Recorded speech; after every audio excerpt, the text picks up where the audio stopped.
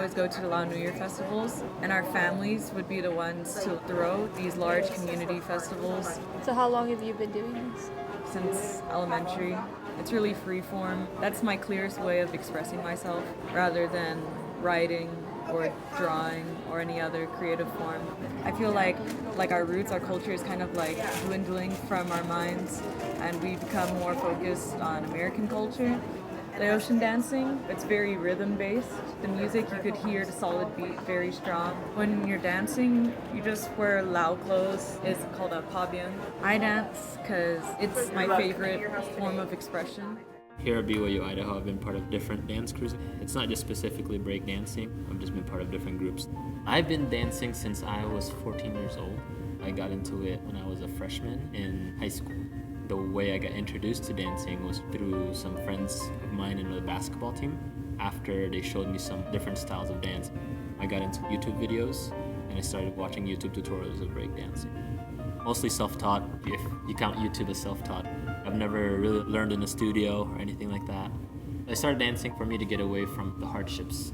When I was 14, my parents officially divorced, and I needed to find an outlet, not just to express myself, but to just let some energy out. It turned into something bigger than I had planned. It happened to be breakdancing that I found. Dance is a pretty universal thing. It's probably the only universal language that we have. It's more like finding your style and finding how you can contribute to the universal language of dance. Breakdancing is not just doing moves, you gotta put your own thing into it. And so a lot of it is like your flavor, your style. I started doing lifts and everything I think it was my first semester up here. I started going to lifts every semester, every Saturday, making sure that I could learn all the lifts that they were gonna teach. Being a lift instructor, you have to be able to teach the lifts that are scheduled for the week.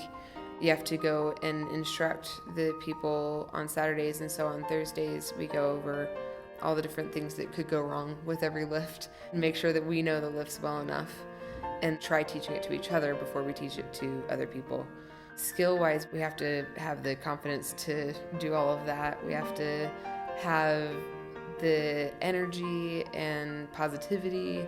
For me, it's a really fun feeling to be up in the air, to have some guy just throw you in the air. My first semester I went to country dancing every week, and I saw people doing lifts in the corner, and I went over and I'm like, can you teach me something? But it's really cool to be suddenly an entire person taller than me. It's my way of keeping myself in shape. Doing lifts and ballroom and dancing like that, that's my version of exercise. I love the graceful feeling with it. It makes me feel very beautiful. If the guy is just spinning you around, leading you around the dance floor, it's an amazing feeling that I absolutely love getting to enjoy. I love being able to dance, and I love the feeling that I have while I'm dancing. I love getting to do that too much to stop.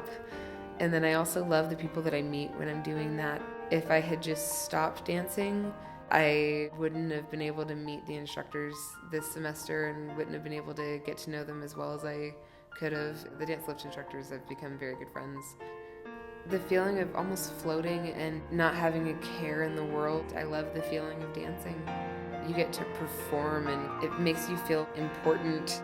It's a feeling that you can't really get anywhere else.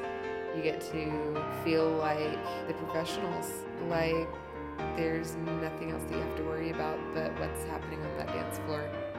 With lifts, it's the feeling of just flying and being so graceful and elegant. Unless my body is completely kaput, I'm not stopping anytime soon.